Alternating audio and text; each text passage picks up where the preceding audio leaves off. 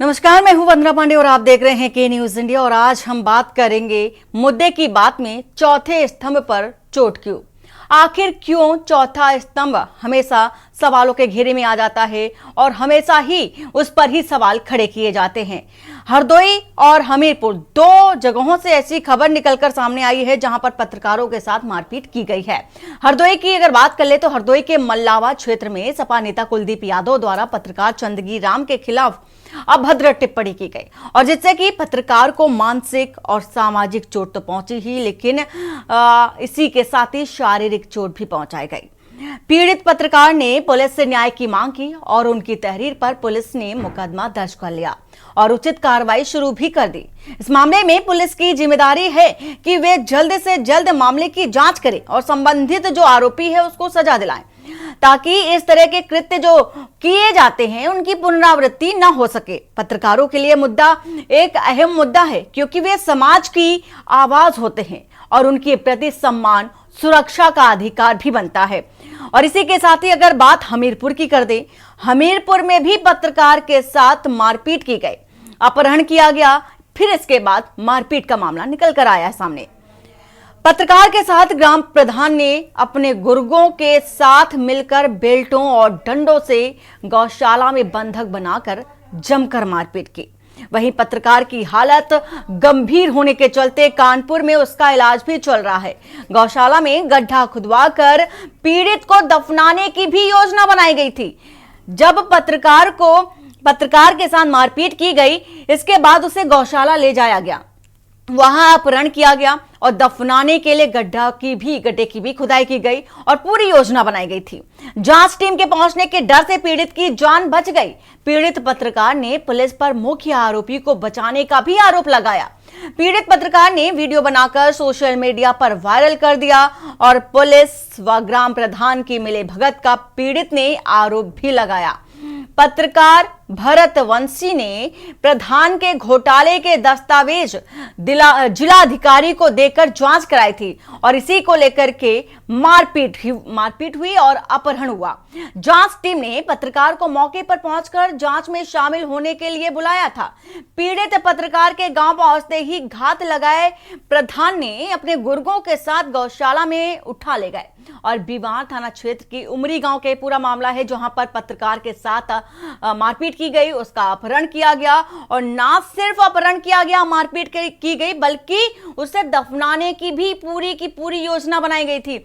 मसला यह था कि ग्राम प्रधान द्वारा जो घोटालेबाजी की जा रही थी उसका खुलासा एक पत्रकार करने जा रहा था। पूरे दस्तावेज भी थे और इसी के साथ ही जब कार्रवाई की मांग की गई, जिलाधिकारी से भी कहा गया। इसके अतिरिक्त जब पुलिस से इसकी शिकायत की गई तो पुलिस ने सुनने के बजाय पुलिस ने भी पूरी जो मसला था पूरा उसको दरकिनार किया। ग्राम प्रधान पर मिलीभगत का आरोप भी लगा है कि ग्राम प्रधान और पुलिस दोनों की मिलीभगत से ही ये काम हो रहा था, ये पूरी की पूरी जो घोटालेबाजी थी वो हो रही थी।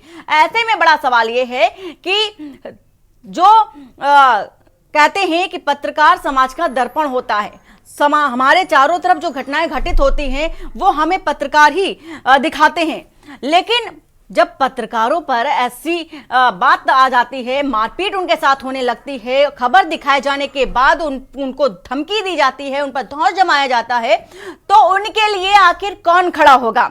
जब पुलिस का इस तरह का रवैया है तो आखिर उनके लिए कौन खड़ा होगा? ये बड़ा गंभीर मसला है, क्योंकि पत्रकार जिस तरह से चौथा स्तंभ होता है, समाज का दर्पण होता है, ठीक उसी तरह बात यह भी है कि पुलिस पर भी ये कानूनी तौर पर ये पूरा अधिकार होता है, ये राइट होता है कि जो गलत है उसके खिलाफ आप कानूनी कार्रवाई करें, ना कि मिलीभगत करके जो सही है, जो सच है उसको दरकिनार करते हुए उसी पर भी आरोप और उसी पर भी अत्याचार आप करने लगे। और चौथे स्तंभ की बात करें, हमारे साथ अंबुज मिश्रा संवाददाता हरदोई से, और इसी के साथ ही चलते हैं। 19 तारीख को डीएम साहब ने एक जांच टीम बनाई थी, तो जांच टीम में मुझे फ़ोन किया था 2 बजे कि 3:30 बजे उमरी ग्राम पंचायत में दोबारा जैसे जांच हो रही है तो आपको वहां मौजूद रहना है। मैं 4 बजे ग्राम पंचायत उमरी पहुंचा हूं, तो वहां पे मैंने जांच अधिकारी को फ़ोन किया। जांच अधिकारी ने बोला कि आप पंचायत भवन पर रुकिए, हम आ रहे हैं। और जैसे पंचायत भवन पहुँचा वहीं पर जो प्रधान था कपिल वर्मा और उसके भाई और लगभग 15 से 20 लोग वहाँ आ गए। मुझे चारों तरफ से घेर लिया। उसके बाद मुझे फिर इन लोगों ने आँखें पीछे से बंद की और मुझे गिरा लिया, बहुत मारा। उसके बाद गाड़ी में लाद के ये गौशाला ले गए। मुझे घसीटते हुए गौशाला के अंदर डाल दिया। उसके बाद मेरे साथ अमानवीय व्यवहार किया। एक गड्ढे में गाड़ रहे थे जिंदा। तो मैंने उनसे कहा कि तुम बचोगे नहीं, क्योंकि जांच टीम को पता है कि मैं यहाँ आया हूँ। तब उन्होंने मेरे ऊपर घिनौने आरोप लगाए, महिला आरोप लगाए, गांजा मेरे बैग में डाल दिया, अफीम चरस सब बैग में डाले और फिर मुझे आंखें बंद की और मुझे फिर थाने ले गए, जहाँ पे मैंने शिकायती पत्र दिया है। अब देखते हैं क्या कार्रवाई होती है वहाँ पे। मैंने विगत दिनों एक खबर खंड विकास अधिकारी मल्लावा की कुलदीप यादव के विरुद्ध चलाई थी, जिसमें रंगदारी मांगने का और जान से मारने की धमकी कुलदीप यादव द्वारा दी गई थी खंड विकास अधिकारी को, जिससे नाराजगी मानते हुए कुलदीप ने 7 फरवरी 2025 को मेरे नाम को लेकर के कई अभद्र टिप्पणियां की, जिसको मैं देखता रहा और जब हद से ज़्यादा हो गई तब मैंने स्क्रीनशॉट लेकर के थाना अध्यक्ष मल्लावा को अवगत कराया, कप्तान साहब को भी अवगत कराया और उस पर मैंने मुकदमा लिखवाया है।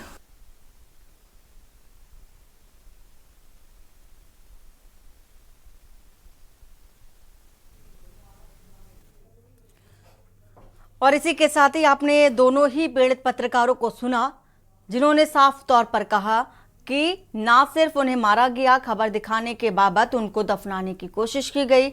इधर कुलदीप यादव द्वारा मारपीट का आरोप है, लेकिन सवाल गंभीर है पत्रकारों को लेकर के, उनके अधिकारों को लेकर के और साथ ही उनके कार्यों को लेकर के भी। जिस तरह से उनके कार्य किए जाने पर उन पर इस तरह के अत्याचार किए जा रहे हैं। हमारे साथ अंबुज मिश्रा संवाददाता हरदोई से जुड़ चुके हैं, सिद्धार्थ द्विवेदी संवाददाता हमीरपुर से हैं और दिवाकर मिश्रा वरिष्ठ पत्रकार चूंकि हमारे साथ जुड़ चुके हैं।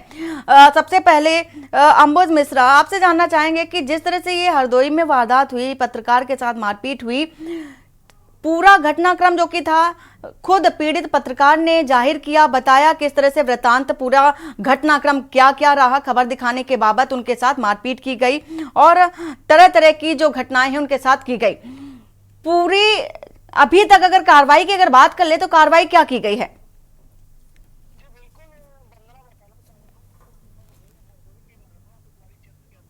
जहां पर पीड़ित पत्रकार चंदगी राम मिश्रा के द्वारा कुलदीप यादव और उनके साथी पर गंभीर आरोप लगाने का यह मामला सामने आया हुआ है।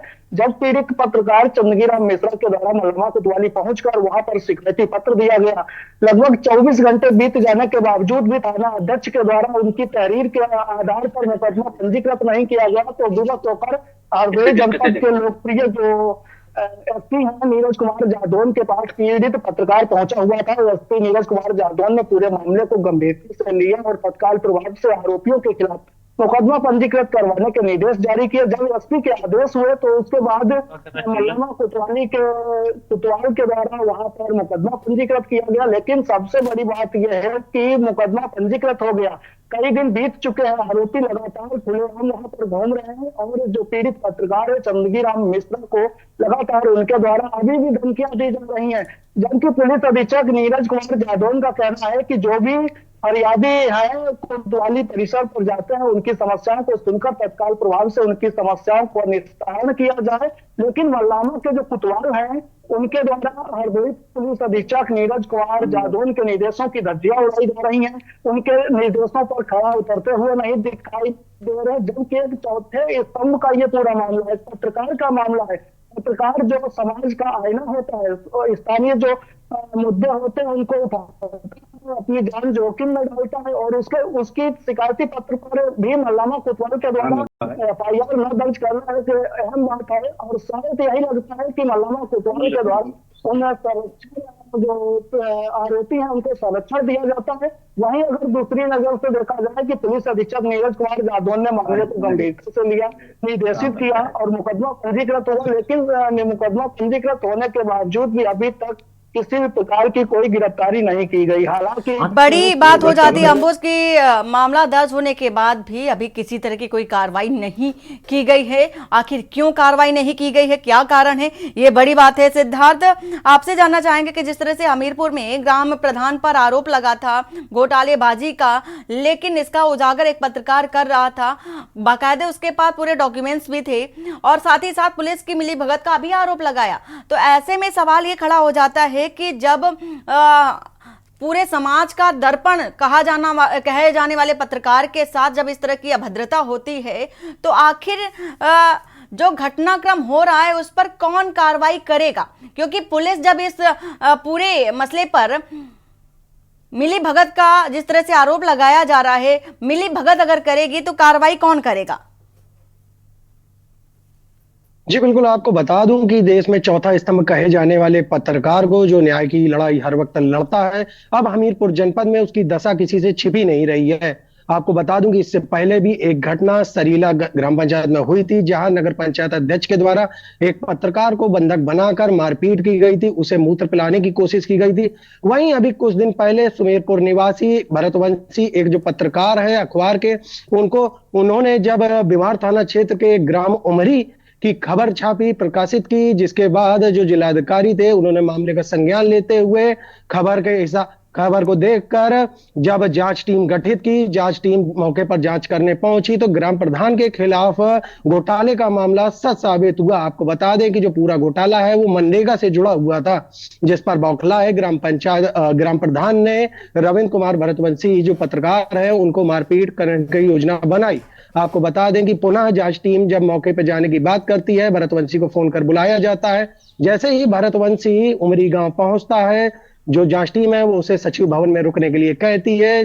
जैसे ही सचिव भवन में पत्रकार पहुंचता है, जो ग्राम प्रधान है वो अपने गुर्गों के साथ पहुंचकर पीड़ित पत्रकार के साथ मारपीट करना शुरू कर देता है। आपको बता दें कि जो मारपीट का सिलसिला है वो लगभग 4 से 5 घंटे तक चलता है। पत्रकार के साथ कई तरह की दुर्दशा की प्रताड़ना दी जाती है, जिस पर उसके जो गुप्तांग है उस पर बोतल डालने की भी कोशिश की जाती है। जो पत्रकार है ने अपनी आप बीती जब मीडिया के सामने बताई, तब जब मीडिया में ये खबरें आई तो जो एसपी हैं उन्होंने संज्ञान लेते हुए इस पूरे मामले को देखते हुए कार्रवाई करते हुए 4 लोगों की FIR दर्ज कर 4 लोगों की गिरफ्तारी के आदेश दिए।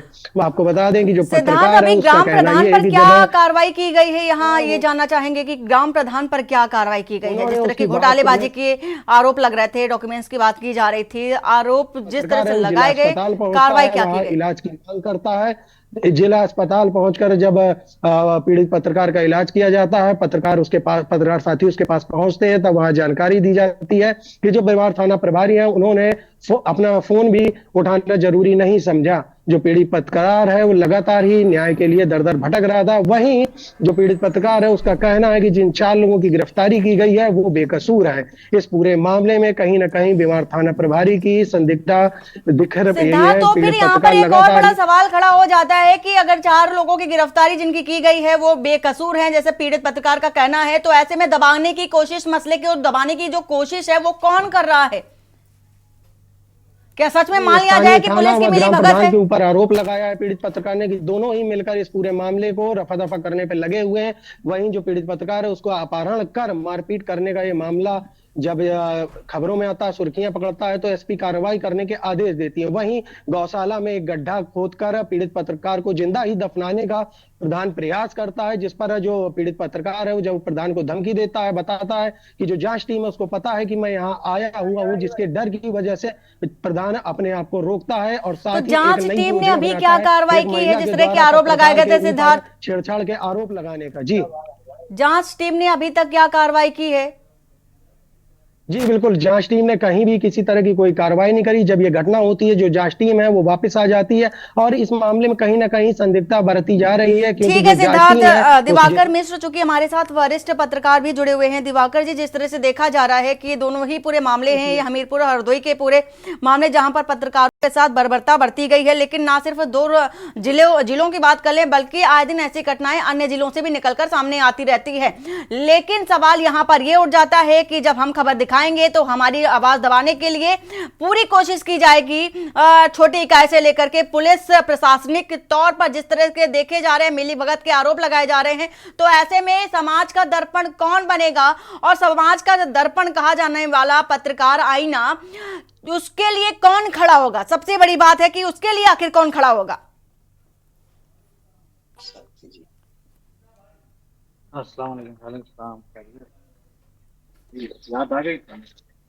अम्बुज जी, जरा हमारे अनुराग शास्त्री जी को बोलने के लिए 5 मिनट की इजाजत दीजिए।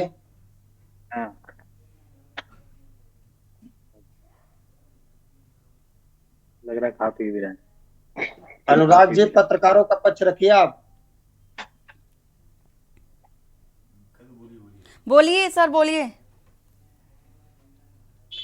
चलिए, और सब बढ़िया भैया।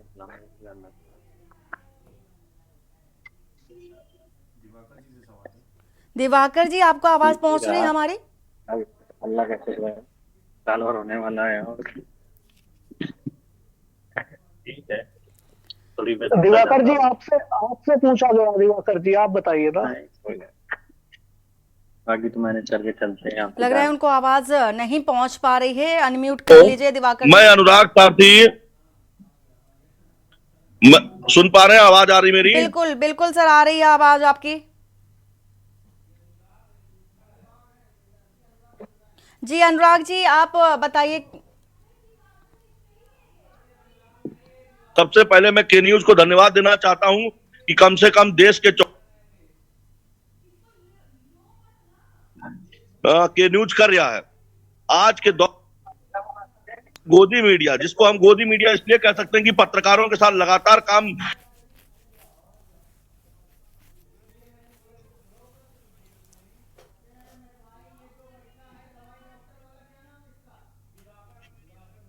सर, आपकी आवाज रुक रुक करके आ रही है। जा रही है। हाँ सर, बोलिए सर। जिस तरीके से पत्रकारों के साथ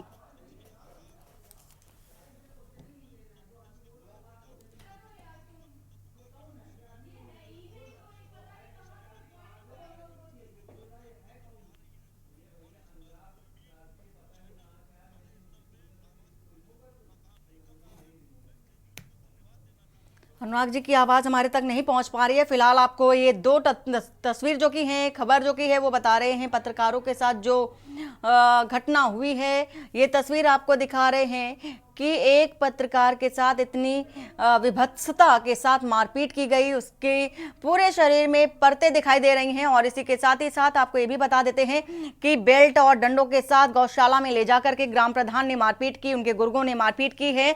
और इसी के साथ ही अगर हरदोई की बात करें, वहां पर भी खबर दिखाने को लेकर के पत्रकार के साथ मारपीट की गई। साथ में पुलिस का रवैया भी बेहद सुस्त नजर आया। और ये जो दो खबरें हैं, दोनों ही खबरों के बारे में आपको बता रहे हैं कि पुलिस की मिली भगत स्पष्ट रूप से सामने निकल कर आई है। ना सिर्फ दो जिलों की बात कर ले, बल्कि अन्य जिलों से भी ऐसी खबरें निकल कर आती रहती हैं सामने। ऐसे में पुलिस के एक्शन को लेकर के, पुलिस की कार्य प्रणाली को लेकर के तमाम तरह के सवाल उठते हैं कि आखिर पुलिस प्रणाली का इतना लचीला, इतना ढीला रवैया क्यों है। और इसी के साथ ही अगर मिली भगत के आरोप पुलिस पर लगाए जाते हैं तो पुलिस को ही स्पष्टीकरण भी करना होगा कि आप पर ये गंभीर आरोप लगाए जा रहे हैं क्योंकि आपके पास कानून है और आप अपने अधिकारों का प्रयोग करके जो न्यायोचित कार्य है वहां पर आप अपनी भूमिका अदा कर सकते हैं। लेकिन यहां पर जिस तरह की तस्वीरें निकलकर जो कि सामने आ रही हैं वो कुछ और ही बयां कर रही हैं। ऐसे में ना सिर्फ पत्रकारों को लेकर सवाल खड़े हो रहे हैं, बल्कि आम जो जनमानस है, आम जन जो हैं, जो लोग हैं, उनको लेकर के भी सवाल खड़ा होता है कि जब वो शिकायत लेकर पहुंचते हैं तो उनके साथ भी इस तरह के माहौल देखे जाते हैं, उनकी शिकायत पर कोई भी एक्शन नहीं लिया जाता। दिवाकर मिश्र हमारे साथ है। दिवाकर जी, जिस तरह से हम सवाल कर रहे हैं कि पत्रकारों के लिए कौन खड़ा होगा जब पुलिस ही इस तरह से व्यवहार करेगी उनके साथ।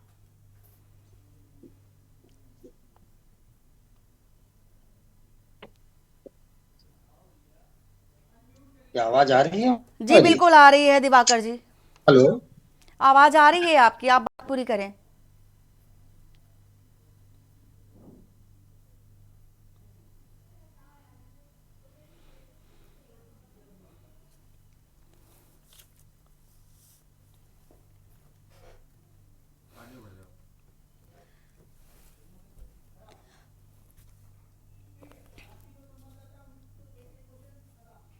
सिद्धार्थ, जिस तरह से देखा जा रहा है कि हमीरपुर में ग्राम प्रधान पर जिस तरह के ये आरोप लगाए गए, ग्राम प्रधान ने गड्ढा भी खुदवाया पत्रकार के लिए, वहां उसको गाड़ने की पूरी योजना बनाई थी, तो क्या इसको लेकर कोई एक्शन नहीं लिया गया? जिस तरह से बताया ये भी गया कि जिलाधिकारी को भी इस बात की सूचना थी।